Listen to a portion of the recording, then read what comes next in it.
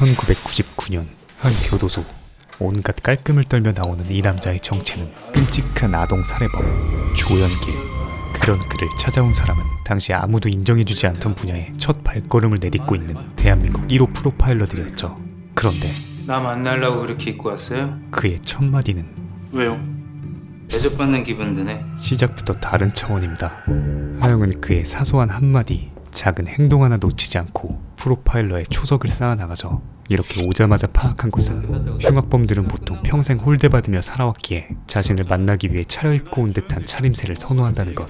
평소에 느끼는 감정들을 얘기해도 좋고. 그리고 카메라를 매우 경계한다는 것. 그냥 기록용이니까 신경 안 쓰셔도 됩니다.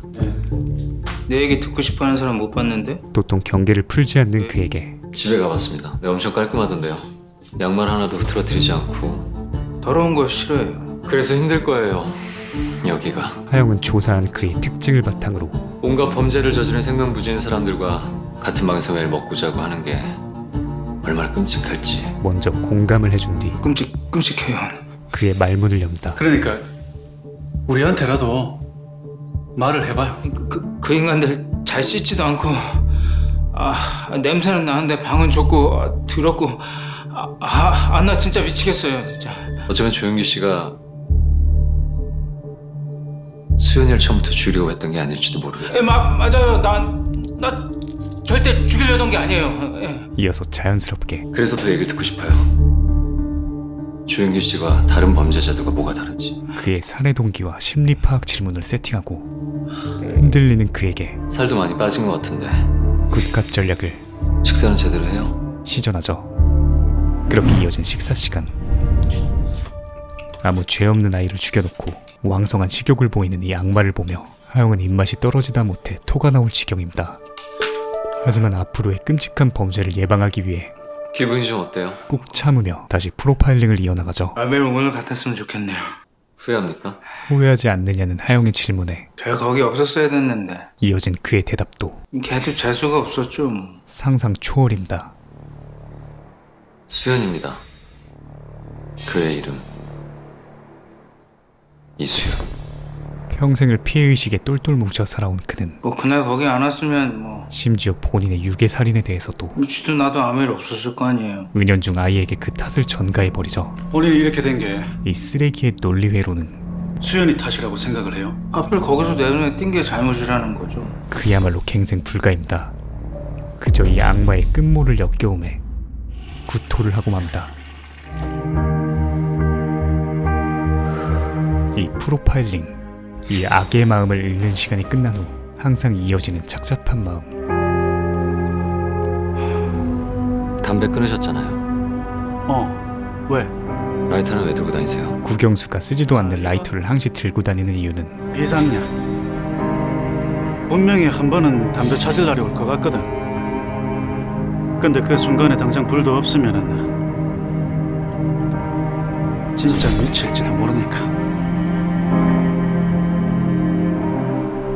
다음날 하영이 제일 먼저 찾아간 곳은 양복점. 평생 정장 하나 없이 살아온 하영이 나 만나려고 그렇게 입고 왔어요? 이들의 심리를 단 하나라도 더 연구해서 미래의 희생자를 단 한 명이라도 더 예방하려는 의지였죠.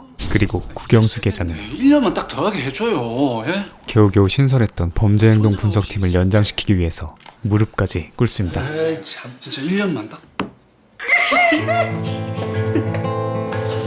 충성! 열심히 하겠습니다! 그들은 이렇게 아무도 응원해주지 않는 고달프고 힘든 싸움을 한 달, 두 달, 반년, 1년,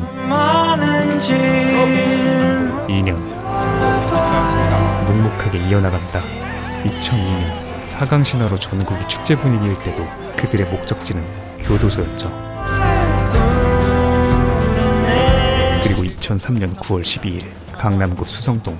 올 거라 예상했지만 여보 제발 오지 않길 바랬던 비면식 살인이 발생합니다.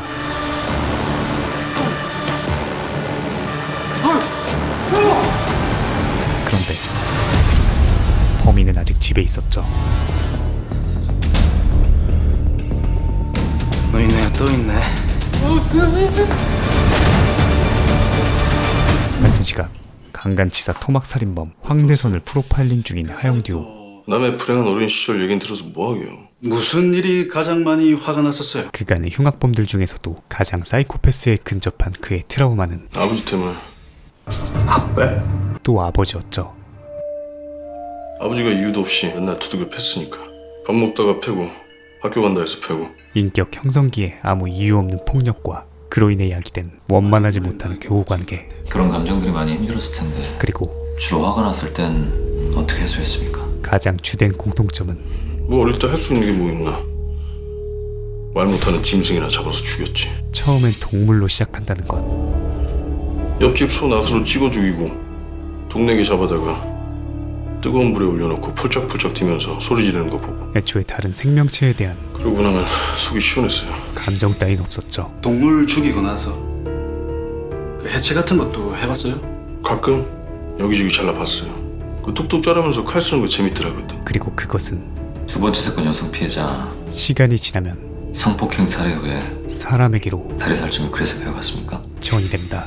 살아있을 때 잘라볼려 했는데 걔가 막 움직이니까 뭐 피도 튀고 뭐 그래서 멈췄다가 죽은 다음에 옆에 앉아있다가 다시 잘라봤죠. 근데 술에 취해서 잘 기억 안 나요? 기억이 안 나는 겁니까? 말하기 싫은 겁니까? 반반이지 뭐. 한편 범죄행동 분석팀 사무실. 여기가 범죄행동 분석팀이야? 이 새끼 뭐? 네. 아, 송하영 어디 갔어? 다짜고짜 찾아와서 송하영을 찾는 형사 김봉식. 초면에 반말을 찍찍해대는 걸 보니 빌런일 확률 57,000%. 오시면 제가 말씀 전해.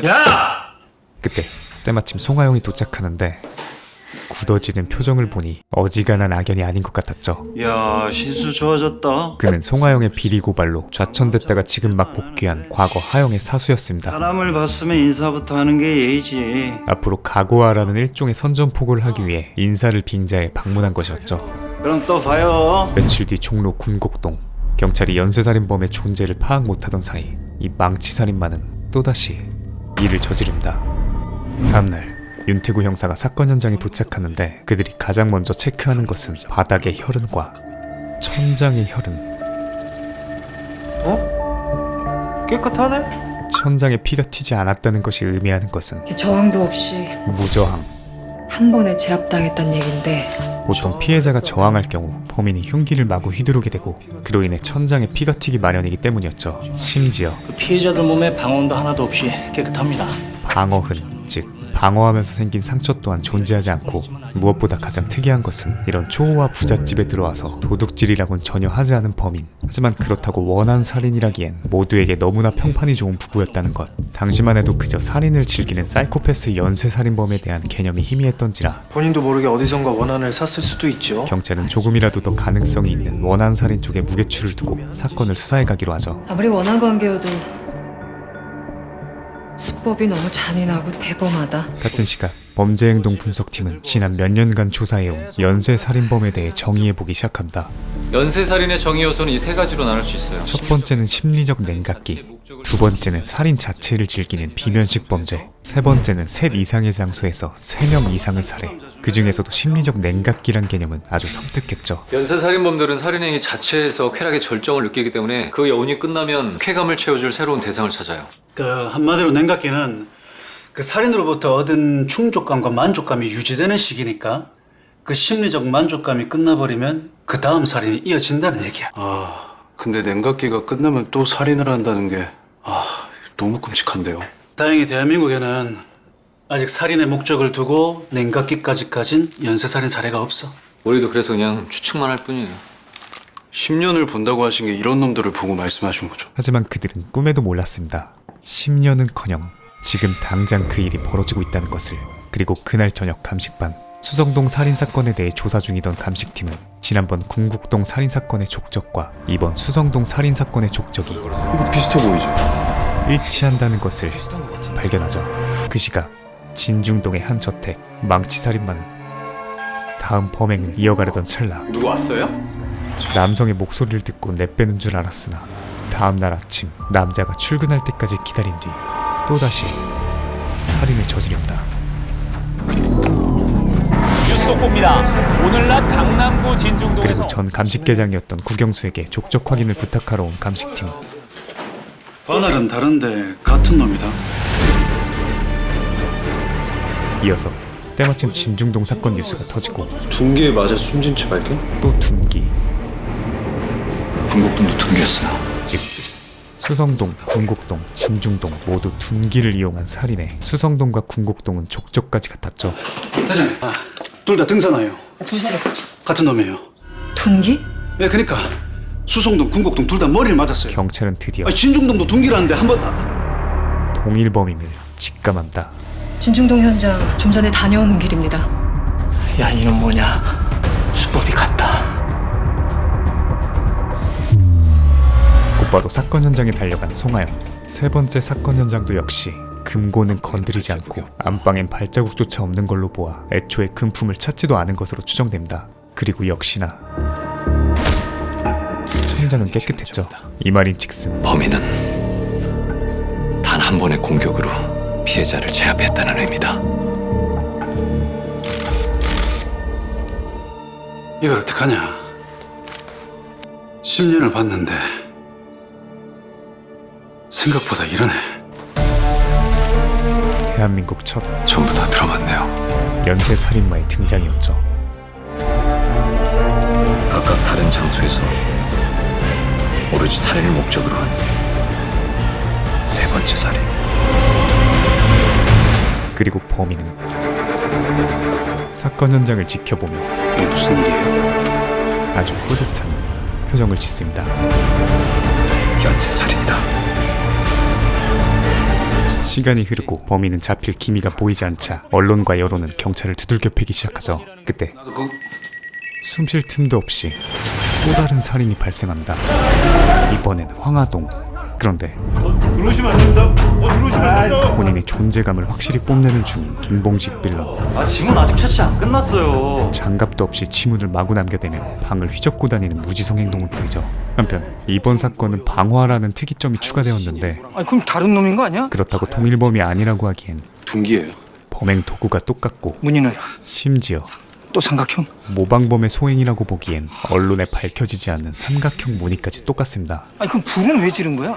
뭔가 은폐하려던 게 아니었을까요? 그때 도착한 범죄행동 분석팀 송하영은 도착하자마자 사건 현장이 아닌 주변부터 살피기 시작하죠. 쟤는 저기서 왜 또 혼자 진지 빨고 있는 거야? 이어서 피해자는요? 60대 여성 한 명이요. 단번에 인적 드문 골목의 고급 주택가. 역시 CCTV는 없고 내 살인사건 주변 환경의 공통점을 파악한다. 계획적인 거 같지? 그런데 좀 이상해. 방화보다 이상한 점이 한 가지 있었죠. 첫 번째 사건이 9월 12일, 두 번째 24일, 세 번째 30일. 각 사건 사이의 간격이 12일에서 6일을 줄었다가 다시 한 달로 벌어졌어요. 이것이 의미하는 것은 범행 간격이 짧아지고 일정 패턴이 보이지 않는다는 건 아까 설명했던 냉각기의 축소, 즉 범인이 대범해지고 있다는 의미인데 살인에 자신감이 붙고 있었다는 것. 그런데 마지막 범행을 실행하기까지 한 달이라는 시간이 걸렸단 말이죠. 마지막 범행은 또다시 냉각기가 길어진 것이 분명히 무슨 이유가 있을 텐데 하영이 느끼는 미스테리였죠. 그게 뭘까요? 그리고 또 한 가지의 의문은 갑자기 불을 왜 질렀지? 범행 패턴의 변화. 따로 준비하진 않고 신문지로 시작한 것 같아요. 인화물질을 미리 준비하지 않았다는 건 기존 방화범들이 갖고 있는 심리적 쾌감을 의도한 것 같진 않네요. 일반적 방화범들과 같은 목적의 방화는 아닌 것으로 보이는데 또 한 가지 달라진 점은 처음으로 금고를 건드렸다는 것. 날카로운 얘기 대신 이런 둔기를 선택했다는 건 범인의 분노를 보여준 증거입니다. 아니 대체 뭐에 분노해야 일명의식도 없는 사람이 이렇게 잔인하게 죽일 수 있는 거죠? 무엇으로부터 비롯된 걸까?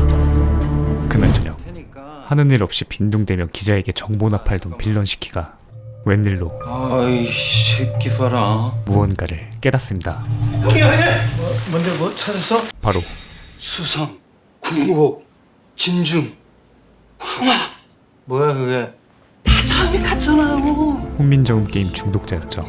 수성, 시엇, 군곡, 기억, 진중, 지읒, 황화. 저 새끼가 쳐 돌았나? 한편 범인 족적의 등산화 브랜드가 발견되고 여기도 계셨네. 이것 좀 보세요. 이어서 찾았습니다. 그보다 더 핵심 단서인 CCTV예요. 용의자 뒷모습이 찍혔습니다. 용의자의 뒷모습까지 발견됩니다. 이렇게 사건의 진척이 이뤄지는 듯 했으나 수만 명이 신고 있을 이 등산화와 뒷모습, 저걸로 뭘 어떻게 해야 되는겨? 사실상 이 두 가지 단서로 할 수 있는 건 아무것도 없었죠. 그런데 공개 수배하시죠. 송하영은 겨우 이 뒷모습으로 공개 수배해야 합니다. 가망 없는 공개 수배를 해야 한다고 주장합니다. 심지어 9시 뉴스에 대대적으로 보도되게 해야 합니다. 대대적 보도까지 요청하죠. 뒷모습만으론 의미가 없습니다. 들어오는 제보의 99%는 도움이 안 될 거고 그러면 수사에 혼란만 가중됩니다. 반박할 여지조차 없는 합당한 거절 사유. 하지만 네 번째 범행을 실행하기까지 한 달이란 시간이 걸린 이유는 바로 언론 때문일 겁니다. 언론이 왜? 세 번째 사건까지는 심리적 냉각기가 점차 짧아졌습니다. 자신감이 붙은 거죠. 송하영의 목적은 그러다 언론이 동일범이란 의혹을 가졌고 각 사건들을 주목하기 시작했어요. 이 공개 수배로 범인을 잡는 것이 아니라 범행에 자신감이 붙는 순간 발각될까 잠시 망설였던 겁니다. 범행의 딜레이였습니다. 하지만 다시 범행을 저질렀죠. 살인의 쾌락과 자신감이 발각의 두려움을 이겼다는 의미입니다. 그 말인즉슨 또 일어날 수 있다는 얘긴 거지. 무조건 네, 잠시 망설였을 뿐 멈추진 않았으니까요. 다시 살인을 이어나갈 것이란 얘기. 어느 정도 자신의 범행과 수사 상황을 인지하는 자예요. 지능적입니다. 대한민국에 처음 발생한 지능형 연쇄살인마였죠. 범인도 어디선가 반드시 보도를 볼 겁니다. 네가 노출될 수 있다라는 일종의 경고를 하자는 얘긴가요? 네, 맞아요. 이로 인해 범인을 잡는 것은 더 힘들어지겠지만 지금으로서 다음 범행을 막을 수 있는 유일한 방법은 추가 희생자를 막는 게 우선인 이것뿐입니다. 하영의 가치 판단이었죠. 그날 저녁 진짜로 공개 수배가 말이 된다고 생각하는 거냐? 이 구역의 미친 고구마와 경청하는 법 전설의 사이다의 진짜 다시 배우셔야겠네요. 웅장한 대결이 시작됩니다. 다음 범행을 막기 위한 일종의 경고로 활용하자는 의미. 다들 파악한 줄 알았는데 아니었나 보네요. 야, 경찰이 무슨 성도부냐? 이해도가 딸리면 다수의 의견을 따르시는 것도 방법입니다. 아, 이게 아주 이쁘다 하니까 이 사람을 물러보는. 제발 저를 이쁘게 안 봐주셨으면 좋겠어요. 진짜 그 성격 너무나 한결같아서 참 오래 사시겠어요. 그죠? 뭐라고? 엄연한 동료 형사를 여전히 여자로 보는 그 좁고 얕고 편협하고 유치하기까지 한 그 시각이요. 얘까지 오늘 내 심기를 건드리네. 본인이 여러 사람 심기 건드리는 건 괜찮으십니까? 아우 진짜 이씨. 봤지? 네가 여자가 아니었으면 바로 귀싸대기 날아갔어. 네가 여자니까 참는 거야. 내 인생 역대급 사이다 장면. 지난날에 대한 회답입니다. 야 유태구! 다음날 대대적인 공개 수배가 이뤄지고 뉴스에까지 전파되자 경찰서의 모든 전화는 폭주하기 시작합니다. 그리고 하영의 계획대로 그 뉴스를 보고 있는 범인. 이어서 범인이 찾아간 곳은 한 서점의 의학 전문 코너. 찾으시는 책 있으세요? 그동안의 흉악범들과는 차원이 다른 해부학 관련 책 좀 보고 싶었어요. 고도의 지능범이었죠.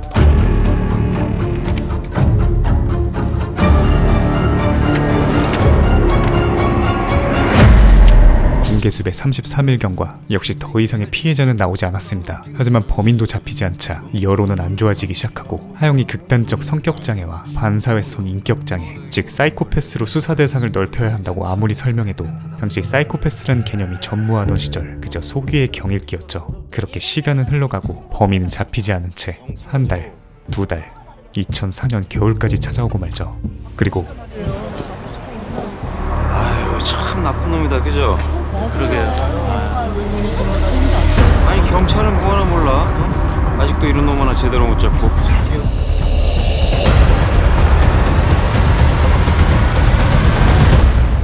공개 수배 결정에 대한 비판, 아니 비난이 쇄도하고 송하영도 자신의 판단이 틀린 것이 아니었을까 하는 죄책감에 시달립니다. 그 사이 범인은 해부학을 마스터한 뒤 전신 엑스레이 촬영을 하죠. 그 이유는 시체의 토막을 위한 철저한 사전학습 유인물. 공개 수배 64일경과 범행을 포기하고 숨은 걸까? 아니면 여전히 다른 범행을 계획하고 있을까? 혼자서 모든 짐을 짊어지고 있는 하영에게 공개수배 사이다 누나가 혼자 결정했다고 생각하지 마세요. 무모한 결정을 생각 없이 따를 만큼 저희 기수대 무능하지 않습니다. 지리는 위로를 해줍니다. 외부에선 현재의 상황이 제자리 걸음처럼 보일 수 있겠죠. 하지만 다 같이 결정한 이 선택이 범인을 잡고 싶다는 같은 마음에서 시작됐다는 건 달라지지 않습니다. 범인을 잡고 싶다는 마음보다 더 중요한 건 범인을 잡는 거겠죠. 잡힐 겁니다. 반드시. 그런데 이어지는 하영의 섬뜩한 말. 만약에 수법을 바꾼 거라면 그땐 어떻게 해야 될까요?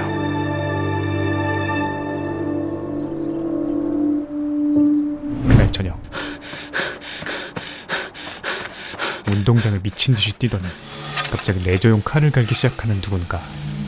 다행히도 망치살인마는 아닌 듯한데 오히려 더 최악인 것은 그가 망치살인마와 비슷한 비면식 살인마였다는 것이죠. 심지어 여자를 굳이 돌려서 살인을 저지르는 사이코패스입니다. 그리고 그가 피해자를 굳이 돌린 이유는 자신이 죽이는 사람을 똑바로 보며 쾌감을 느끼기 위해서였죠. 이렇게 대한민국 최초의 연쇄 살인마가 동시에 2명이나 탄생하게 된다. 이 파국의 끝은 어디로 향하게 될까요? 드라마 악의 마음을 읽는 자들. 대한민국 1호 프로파일러 권일용 교수의 논픽션 르포를 원작으로 과거 경제급변 시절 함께 생겨나게 된 최초의 연쇄살인마들, 그리고 국내 최초 프로파일러의 생성기를 다룬 범죄 심리 수사극인데요. 지난번 1, 2화 소개 이후에 많은 분들이 이어서 리뷰하길 원하셔서 한 번 더 제작하게 되었습니다. 혹시 1, 2화를 못 보신 분들은 고정 댓글과 최종 화면에 링크 걸어두도록 하겠고요. 이 드라마만의 디테일한 연출과 고증들도 좋았지만 무엇보다 가장 마음에 들었던 점은 유사한 사건을 겪었을 피해자들을 최대한 배려하면서 조심스럽게 묘사하려는 노력이 느껴진다는 점이었습니다. 피해자에 대한 잔인하고 선정적인 장면들을 그대로 노출시키며 시청률에만 신경 쓸 수도 있었지만 정말 전개에 꼭 필요한 부분만 제시하면서 범죄자의 서사를 만드는 드라마가 아니라 이를 예방하려는 사람들의 삶에 집중한다. 즉 우리 사회를 위협하는 범죄들을 어떤 방식으로 어떤 자들이 예방하려 노력했는지 제시하면서 같이 고민하는 계기를 만들어주는 드라마가 되기 위해 노력한 것이 보였는데요. 참 여러 의미로 좋은 드라마라고 생각합니다. 오늘 소개해드린 부분은 악마음 5, 6화였는데요. 이제 최초의 지능형 연쇄살인마가 나타남과 동시에 또 다른 사이코패스 살인마가 등장했죠. 대한민국 최초의 연쇄살인마가 등장했는데 그것도 동시에 2명이라는 본격적인 카오스가 시작되면 앞으로 더 재밌어질 것 같습니다. 악의 마음을 읽는 자들은 채널 SBS에서 2월 25일 밤 10시 파트 2로 찾아온다는 것을 알려드리며 물러가겠습니다. 감사합니다. 지무비였습니다. 그럼 우리나라에 2명의 연쇄 살인범이 존재하게 되는 거죠. 지금 보이시는 화면처럼 구독과 알람 설정을 해주시면 매주 새 영상이 올라오자마자 접하실 수 있습니다. 강요는 아니고요. 네가 개가 되라면 내 개가 된다. 이 새끼한테 입만 벌리면 거짓말이 자동으로 나와. 개야. 누구인가? 지금 누가 소리를 내었어? 살락. 네 봉수 봐라.